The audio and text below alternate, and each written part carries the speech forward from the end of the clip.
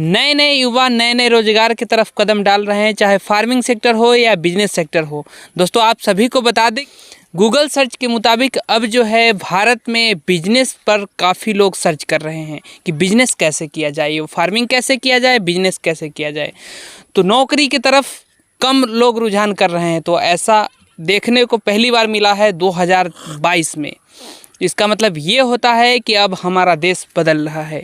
दोस्तों नमस्कार, मैं विकास कुमार सिंह आप सभी का स्वागत करता हूं मंथन एक नई सोच में। दोस्तों आज मैं पहुंचा हूं सीतामढ़ी में, चलते चलते पहुंच चुका हूं सीतामढ़ी में, जो नेपाल के एकदम सटे हुए बॉर्डर के सटे हुए नेपाल के सीतामढ़ी में।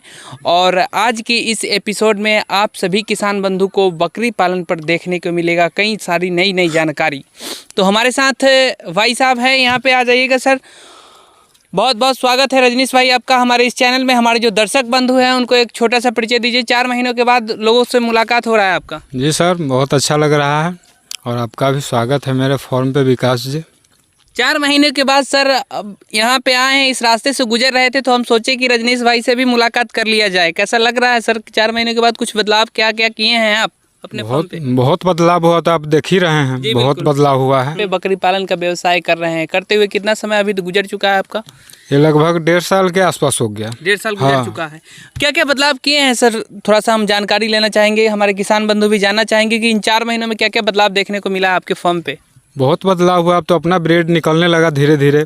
उसके बाद कुछ अच्छा ब्रीड भी आया हुआ है फॉर्म पे अभी फिलहाल जी। कुछ ब्रीड निकला भी है फॉर्म से। यही सब बदलाव हुआ। आपके पास फॉर्म पे सर कितने बकरियां हैं? ये जो आप देख रहे हैं कि बहुत विस्तार बड़ा सब फॉर्म बनाए हुए हैं और बकरियों की संख्या इधर उधर सब घूम रही हैं। तो कितना बड़ा फॉर्म बनाया है और कितने संख्या है अभी आपके फॉर्म पे? 25-30 के आसपास अभी है फिलहाल। 25-30 आपके पास हो चुका है अभी है। तो अभी ये बताइए कि आपका ये जो फॉर्म नया वाला जो बना रहे हैं, इसको इसमें मिट्टी वगैरह डाल करके आपने बनाया, शुरुआत किया, और इसमें सर कितना अभी मतलब बताइए कि कितना जगह है ये? थोड़ा सा हमारे दर्शक बंधु को भी बताइए। ये लगभग अभी कंपाउंड मेरा है ये करीब 10 कट्ठा के आसपास। 10 कट्ठा में फॉर्म बना रहे हैं? नहीं, फॉर्म नहीं, इसमें घूमने के लिए, टहलने के लिए सिर्फ उसका है। शेड कितने जगह में बनाएंगे? करीब 2 कट्ठा के आसपास। 2 कट्ठा में हम देख रहे हैं कि बाउंड्री भी आप किए हैं, साइड से मिट्टी इसमें डाल दिए हैं। कितना टेलर इसमें मिट्टी डाल दिए हैं आप? मिट्टी तो करीब 600 टेलर के आसपास। 600 टेलर आप डाल दिए हैं? 600 टेलर के आसपास था। तो अभी कैसा लग रहा है सर? इतने 1.5 साल लगभग गुजर चुका है आपका फार्म में कई सारे नस्ल रखे हुए हैं। ब्लैक बंगाल के अलावा कौन कौन है आपके पास? सिरोही है, गुजरी है, तोतापरी है, कोटा है। मेरे पास मिक्स ब्रीड सब सारे हैं, 1-2 ब्रीड छोड़कर। पिछली बार आए थे तो ज़्यादा संख्या में आप ब्लैक बंगाल रखे हुए थे। ब्लैक बंगाल था, लेकिन ब्लैक बंगाल में धीरे धीरे हटाया हूँ और ब्लैक बंगाल पे मैं काम करूँगा, लेकिन थोड़ा संख्या में वो भी रहेगा क्योंकि वो रहना जरूरी है। अपना क्षेत्रीय नस्ल है। अगर हम करना छोड़ देंगे तो कलकेट में देखा देखी से धीरे धीरे वो ब्रीड ही खत्म होने लगता है, क्योंकि ये होता है हिंदुस्तान में। आपके सीतामढ़ी में कुछ बदलाव दिख रहा है? लोगों के प्रति जागरूक, किसान जागरूक हो रहे हैं कि नहीं हो रहे हैं इस फार्मिंग के सेक्टर में, या फिर गोट फार्मिंग हो या फिर गाय पालन हो, किसी भी सेक्टर में लोग आ रहे हैं यहाँ पे कि नहीं? हाँ, क्योंकि फार्मर के पास तो दूसरा कोई ऑप्शन है नहीं। वो तो करेगा तो फार्मिंग। तो फार्मिंग में तो बकरी पालन हो गया, गाय पालन हो गया, ये सब किसान के लिए ही स्पेशल है। बिल्कुल बिल्कुल। वो करे तो उसके लिए थोड़ा व्यवस्था रहता है, हरा चारा है, सूखा चारा है, सारा अवेलेबल उसके पास रहता है, खरीदना नहीं पड़ता है। उसमें उसको बेनिफिट है करने में। जी, यही बात है। अभी जो नया वाला फॉर्म 10 कट्ठे में तैयार कर रहे हैं, इसमें कितने बकरियां आ सकती है? कुछ अनुमान आपने लगाया है कि नहीं? यहाँ तो 2000, 4000, 5000 भी आ सकता है, कैपेसिटी जितना हो यहाँ लोडिंग। इसको अब कब तक ये डेवलप करना है? कब तक इसको फॉर्म बना करके कितना संख्या तक आगे लेकर के जाना है? थोड़ा सा देखिए सर, अब तो ये डेवलप ही होगा, क्योंकि अब तो नीचे नहीं जाएगा। नीचे जो जाना था पिछले वीडियो में चर्चा हुआ था, वो गया। अब वो समय भी नहीं आएगा दोबारा, लगता है हमें, क्योंकि अब यहाँ से डेवलप ही होगा। अब डेवलप ही होगा। 6 महीने साल भर में 25-30 का संख्या एक्स्ट्रा बढ़ेगा ही, और 10-20 बिकने के बाद भी बढ़ेगा। गाय पालन, बकरी पालन, ये फार्मिंग के सेक्टर में ही आपको बेहतर लग रहा है? कैसा लग रहा है कि आजकल के जो नौजवान हैं, काफ़ी लोग हैं ऐसे जो जॉब के प्रति भी भाग रहे हैं, रुझान कर रहे हैं, कुछ लोग हैं जो फार्मिंग की तरफ ध्यान दे रहे हैं। तो आप तो जॉब छोड़ करके इसमें काम कर रहे हैं, तो कैसा लग रहा है, कुछ बताएं। देखिए, प्रॉपर जॉब जो है अब वो चीज़ नहीं रहा, क्योंकि बेरोजगारी बहुत है। अब आपको 2000, 4000, 5000 पे काम करने के आज के समय में भी देखते हैं 5000 पे वर्कर सब है, काम करता है। बिल्कुल। लेकिन 5000 में क्या होगा? नॉर्मल परिवार का खर्चा आपको अप्रोक्स पड़ जाता है 10 से 15 हज़ार। अब 5000 जो बंदा कमाएगा वो तो क्या, वो कुछ नहीं होगा उसको। इसके लिए अपना रोजगार है, इसमें तो अनलिमिट है, कितना आएगा नहीं आएगा कोई गारंटी नहीं। हाँ, इसमें एक ये बेनिफिट होता है बिजनेस में। अभी छोटा वाला फार्म आप में उसमें कितना संख्या आ जाएगा? उसमें भी 25-30 के आसपास अभी फिलहाल अभी तो वहीं पे है, वहीं पे रख रहे हैं फिलहाल अब इसको बना रहे हैं धीरे धीरे। ये 6 महीने के अंतर समय में ये तैयार हो जाएगा बन के। हाँ, जब देखिए जब बच्चा तैयार होगा, जब उस टाइप का होगा उस टाइम बन जाएगा, उसके लिए दिक्कत नहीं है। क्योंकि उसको रखने के लिए जगह तो चाहिए, कहीं ना कहीं से व्यवस्था करना होगा। इसी में सब आपका सेटिंग हो जाएगा सही से? सेटिंग, जगह की कमी नहीं है। रख रखाव किस ढंग से कर रहे हैं, थोड़ा सा बताएं हमारे दर्शक बंधु को। PPR वैक्सीनेशन वगैरह कर रहे हैं कि नहीं कर रहे हैं? PPR तो मैं खुद करता हूँ और टाइम टेबल से मेरा चलता है वैक्सीनेशन, क्योंकि वो तो बहुत ज़रूरी है। रख रखाव में एलिवेटेड फार्म है। इसमें आपको एक बेनिफिट सबसे बड़ा होता है, पर डे झाड़ू नहीं लगाना पड़ता है। आप सिंगल भी टेकअप कर सकते हैं। 10 दिन, 15 दिन, 20 दिन में एक बार झाड़ू लगाइए, नहीं टाइम है नहीं लगाइए। और इस सबसे एलिवेटेड फार्म से एक ये बेनिफिट होता है, सबसे बड़ी बेनिफिट, बकरी की सफाई सबसे अच्छा रहता है।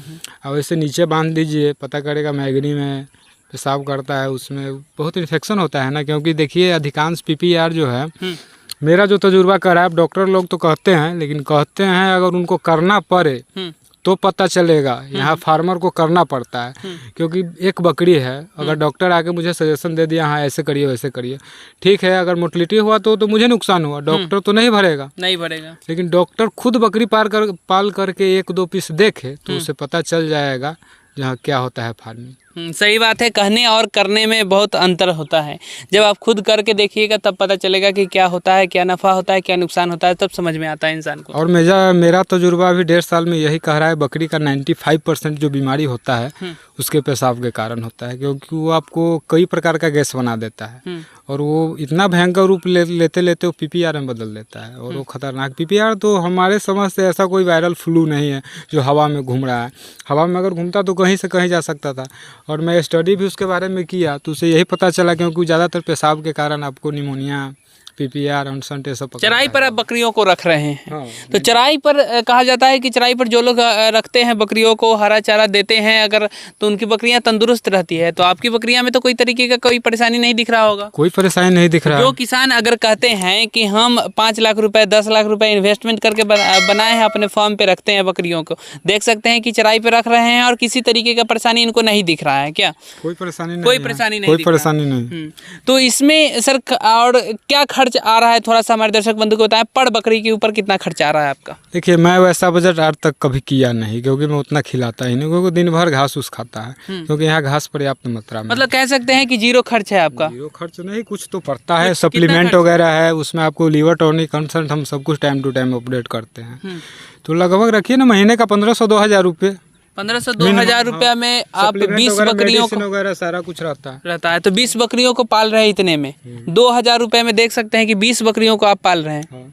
20 बकरी, 2000 रुपये में 20 बकरी को पाल रहे हैं। तो इसके हिसाब से जिस समय आप 100 बकरी पालिएगा तो उस समय तो आपको मतलब 10,000 रुपया महीना लगेगा। हाँ, यही खर्चा मेरा व्यवस्था वही रहेगा शुरू से अंत तक, क्योंकि घास का कमी रहेगा नहीं।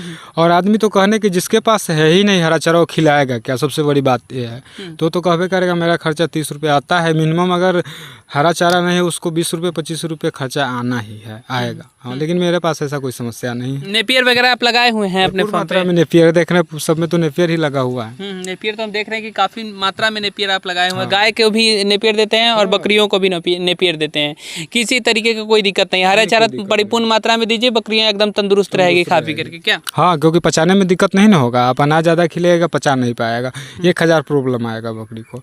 और ऐसे में आपको टहल उहल भी लेगा तो बकरी तो कम से कम टहलना चाहिए, कूद फान तो करना चाहिए।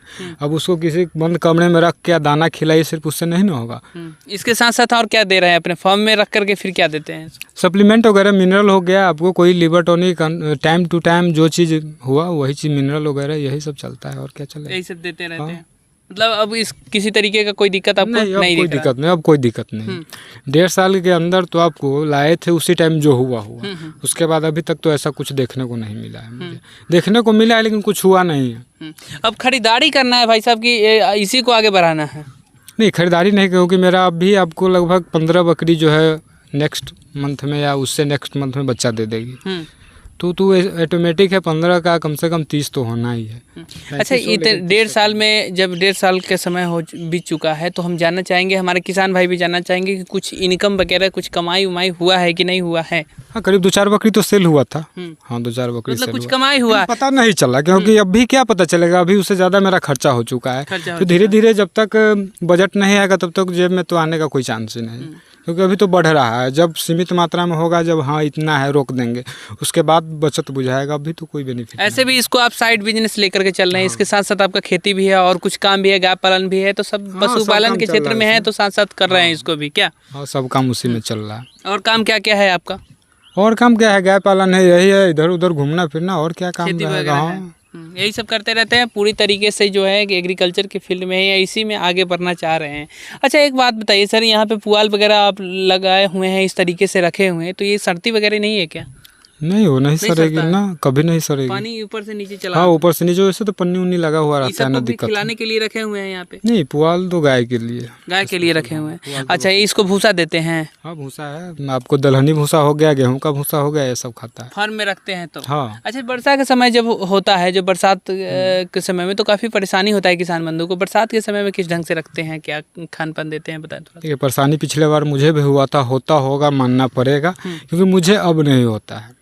हाँ, क्योंकि बारिश हुआ 1-2 घंटे के बाद अगर धूप निकल गया तो उसका हरा चारा मिल जाएगा, अगर दिन भर बारिश है तो सूखा चारा मिलेगा, क्योंकि बारिश जिस पे पानी लगा हुआ है तो घास तो यूजफुल अभी फिलहाल नहीं है। जानकारी वगैरह कहाँ से लेते हैं, कुछ इसके बारे में थोड़ा सा बताएं हमारे दर्शक बंधु को। यूट्यूब वगैरह से देखते हैं या फिर कहीं और से जानकारी, किसी ट्रेनर से या फिर किसी टीचर से या फिर किसी डॉक्टर से जुड़े हुए हैं? देखिए, करने से सब जानकारी होता है, नहीं करिए तो कोई चीज़ का जानकारी नहीं होता। जहाँ से जो हेल्प होता है उस हिसाब से टेकअप हम कर लेते हैं। हाँ, यही है, इसी के अनुसार से आप काम करते रहते हैं। चलिए, बहुत अच्छा। तो अभी ब्रीडर की संख्या कितना है आपके फार्म पे? अभी 2 है फिलहाल, अभी 2, एक बेच दिया था, 3। 2 ब्रीडर है, 20 बकरियों की संख्या है, 2 ब्रीडर है, 22 टोटल आपके पास फार्म पे अभी अवेलेबल है। तो ब्रीडर भी रखे हुए हैं, कौन सा नस्ल का ब्रीडर रखे हुए हैं आप? एक कोटा मिक्स ब्रीड में है, उसके बाद एक तोतापुरी है। क्रॉस ब्रीड पर आप काम कर रहे हैं? ज़्यादातर मेरा क्रॉस ब्रीड पे ही काम है। क्रॉस ब्रीड में कहा जाता है कि ब्लैक बंगाल क्रॉस ब्रीड में बहुत अच्छा माना जाता है। ब्लैक बंगाल सही आपको लग रहा है कि क्रॉस ब्रीड में अगर पालन करें तो बेहतर हो सकता है? ये देखिए, नस्ल कोई ख़राब नहीं है, नस्ल सब अपने जगह पे अपने आप के लिए ठीक है, क्योंकि जहाँ जिसका वैल्यू है वहाँ दूसरे नस्ल का वैल्यू नहीं होगा। इसके लिए तो अपने जगह पे देसी नस्ल भी ठीक है, ब्लैक बंगाल भी ठीक है, आपको सिरोही गुजरी, हर चीज़ का हर जगह हर चीज़ में यूज लिया जाता है, इसके लिए हर चीज़ के लिए ठीक है। नस्ल कोई ख़राब नहीं है, काम करने वाला अच्छा होना चाहिए। चलिए, बहुत बहुत धन्यवाद आपको, इतनी सारी जानकारी हमारे दर्शक बंधु को दी है। दोस्तों, अगर ये एपिसोड आपको अच्छा लगा हो तो हमारे चैनल को सब्सक्राइब कर लीजिएगा। फिर किसी और वीडियो में एक नए जानकारी के साथ, एक नए किसान के साथ मिलेंगे। अगर किसी बात करना है सर से तो डिस्क्रिप्शन में नंबर दिया हुआ है, आप जानकारी लेकर स्पष्ट रूप से बात कर सकते हैं, समझ करके फिर उसके बाद बकरी पालन का व्यवसाय शुरू कर सकते हैं। मिलना चाहते हैं तो मिल सकते हैं आकर के, सीतामढ़ी में इनका लोकेशन है। और लोकेशन एक बार फिर हमारे दर्शक बंधु को बता दीजिएगा सर। मेरा विलेज जवाही हुआ, थाना सुरसंड, जिला सीतामढ़ी, बिहार हुआ। चलिए, बहुत बहुत धन्यवाद आपको।